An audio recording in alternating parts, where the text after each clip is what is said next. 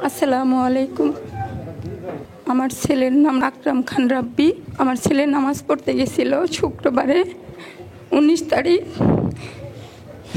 10 নম্বর আগায় গেছে। ওদিকে ফ্রেন্ডরা বলছে চলে আসো, বলছে আমি একটু পরে আসতেছি। তারপরে বলছে আমার হাতে জায়নামাজ আছে, আমার কিছু হবে না বলে গেছে। একটু পরে গুলি লাগছে ওর। আমার ছেলে আর ফিরে আসতে পারে নাই। আপনারা সবাই দোয়া করবেন ওর জন্য। আমার ছেলের মতো মনে হয় আর একটা ছেলে নাই, আমার এমন মনে হয়। সবসময় আমার সেবা যত্নে নিয়োজিত থাকতো। আমাকে রাতের বেলায়ও পানি খাওয়াতো, উঠে যায় আম্মু তুমি পানি খাইছো, আম্মু ভাত খাইছো, আসো একসাথে খাই। সারাক্ষণ আমার জন্য আমার ছেলে থাকতো।